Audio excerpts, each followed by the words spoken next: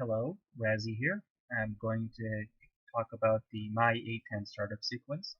The sequence I've developed is through a lot of trial and error and a lot of experience flying this thing. And the emphasis for my startup procedure is for all essential systems and speed. I always like to be the first A-10 to start rolling down the taxiway. So basically, there are two different startup procedures. I will show both. The first one is what I like to call the complete ground startup, where I do the alignment, the 4-minute alignment on the ground. It's uh, it's better sometimes if you have a lot of spare time before you start flying. The other method is the air alignment, means that we can basically fly as fast as the airplane will allow us to. And I'm going to start with the slow method.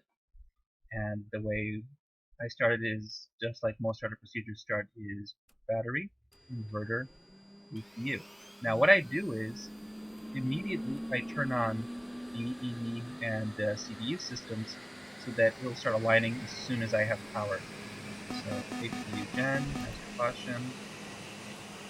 I like to turn these systems on. I like to, whenever I have time, I will turn on anything that I can turn on. Some things I cannot turn on without electrical power, and some things work fine. Okay, I have electrical power, so I will immediately start with engines.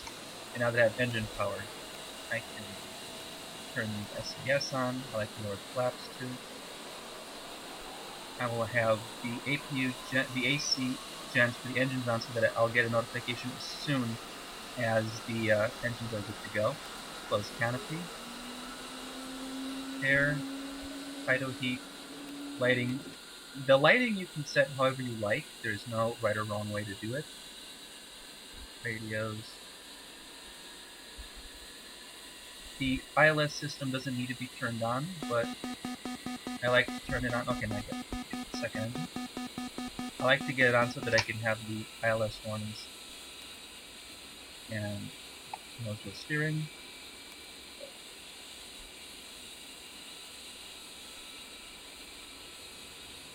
Countermeasure systems.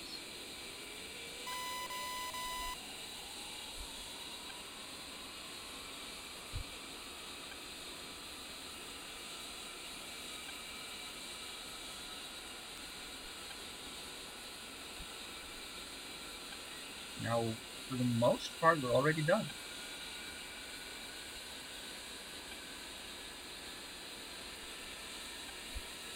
Now I have some spare time, so I'll usually set the net ID at this point. I like to turn on the JTRS only after I turn the net ID. It's a good way to remember that I haven't put it in, and also so I don't start flashing on the TAD for other people. Okay, both engines are started up. I can turn the APU off now. And so now the only thing left is the alignment. So at this point, you can, put in your armament, and you can set your weapons profiles. And this would be the time to do it while you're aligning, because as soon as we're aligned, we're good to go.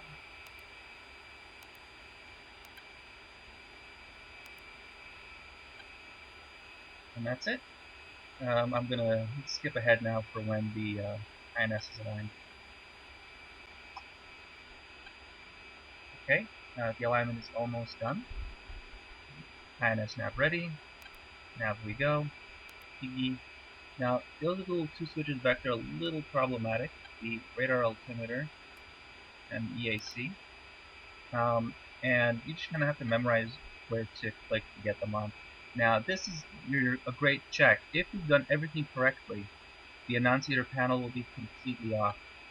So now that that's done, I can start my taxiing. I like to put it in steer point mode, and now I have my ground speed. Another thing to do while you're taxiing is to check the flight controls, which is not necessary, but I like to do it because the X-52 sometimes has range problems if the joystick was disconnected and reconnected. So while I'm taxiing, I'll test all the control axes: pitch, roll, yaw. You can test the rudder while you're taxiing by turning off the no-till steering and just giving the rudder a little tug there. And that's it. I'm good to go. Okay, this second technique, I'm just going to do as fast as I can, because that's what I'd really do in a combat situation. Is I get the airplane as fast as I could and just get it rolling and do most of the configuration stuff in the air. So I'll show you how that works. So most important thing is to get the APU started right away.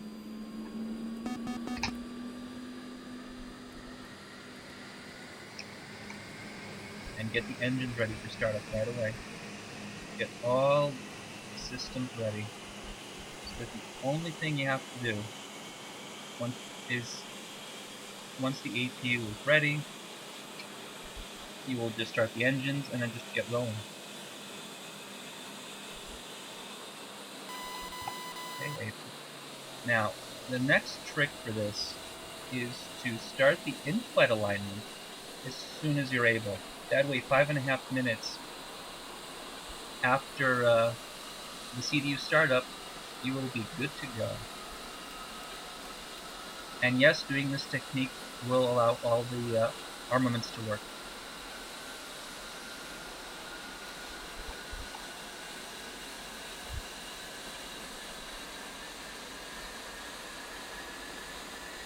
Now, I should be getting a warning soon. Yep, now the other engine's ready to go.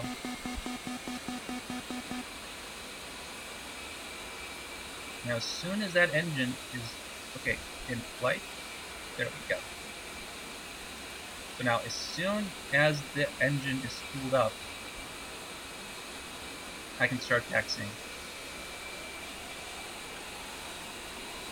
Now that means that I'm taking off without EG.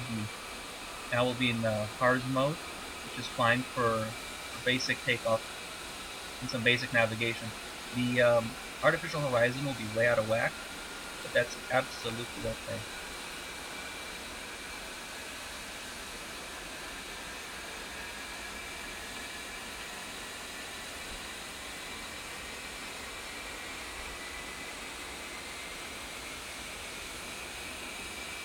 Yep. And away we go.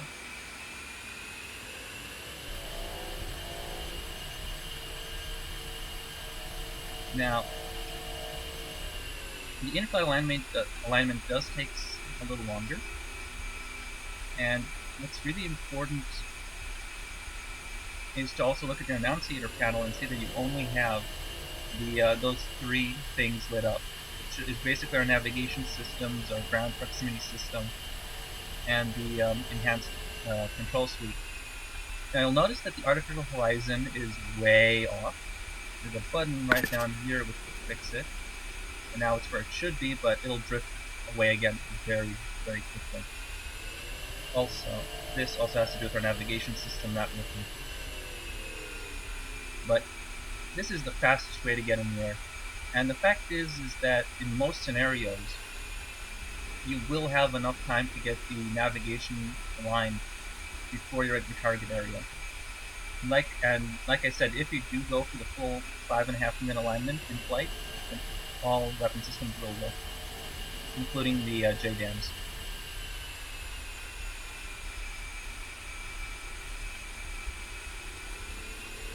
You have some time during taxi to configure some of the weapons.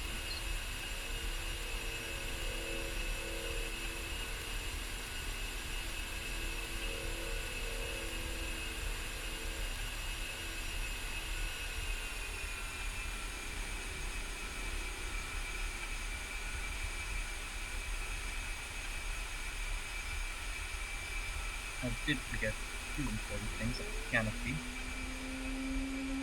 and the hideout heat.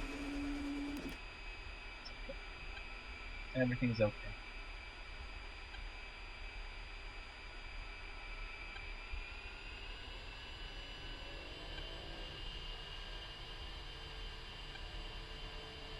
can see the horizon is out of whack again. Also, one thing to remember is that because the EAC is not on, the autopilot will not function. Not until we have a full alignment.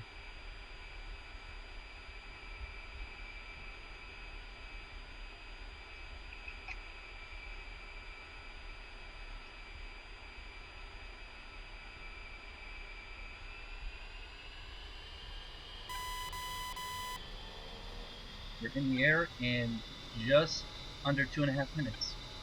That is the beauty of the startup sequence.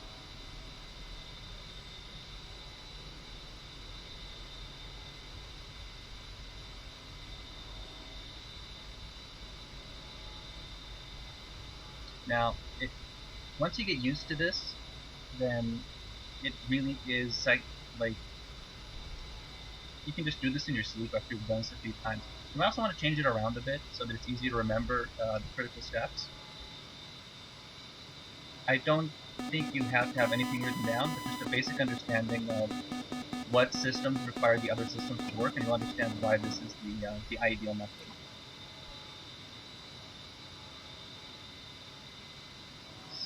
So 3 minutes out of 5.5. So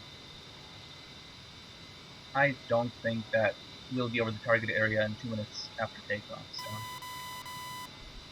So let's see, closest medium. Yeah.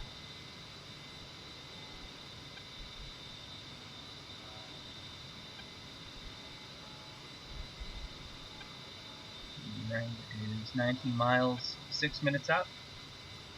And that's a really close one, so...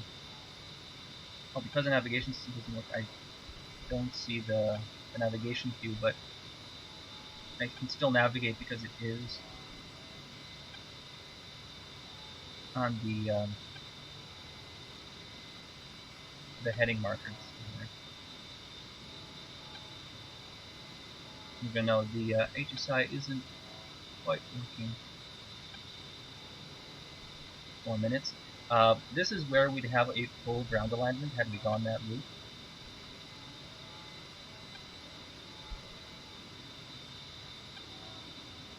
Now's a good time to probably farm on Mavericks. It does say I'm 4.5 minutes out.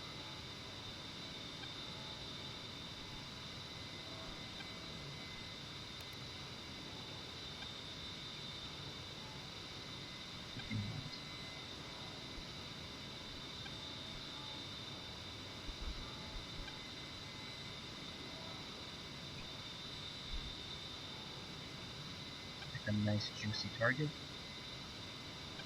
Oh, tank. Yeah.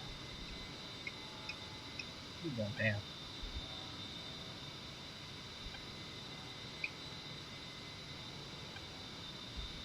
Okay, I'm almost ready for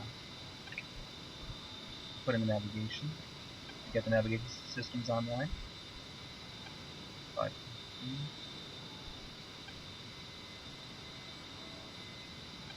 And as you can see, the autopilot isn't working.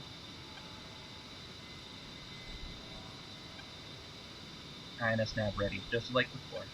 Now, the radar EAC annunciator panel is completely off.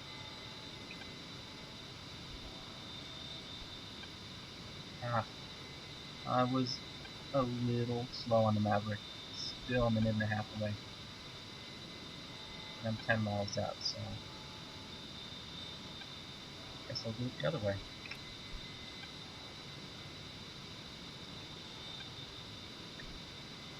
Oh, let's see which one's ready first. Whether I'm in dropping distance first, or the Maverick one's up first. 2 minutes till I'm over it. And 1 minute for alignment. That's going to be really close. But that's the end of the startup tutorial. The airplane is now fully started, fully configured, and fully ready to kick gas. So if you have any questions, you can reply to you can reply to the YouTube video or to the thread on Reddit that I'm going to post this at. And I'm just going to end it as soon as I blow that tank up. It's going to be just a minute.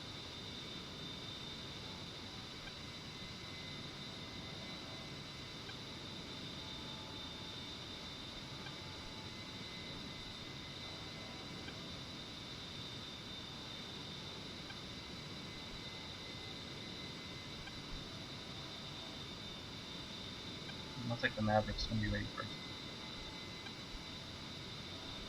There it is.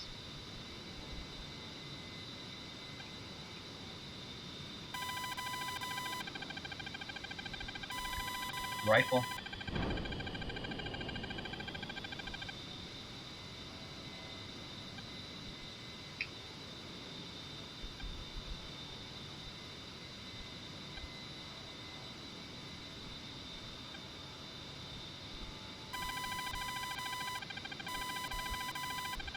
Splash. Rather Shack one. And there you have it. Thank you for watching.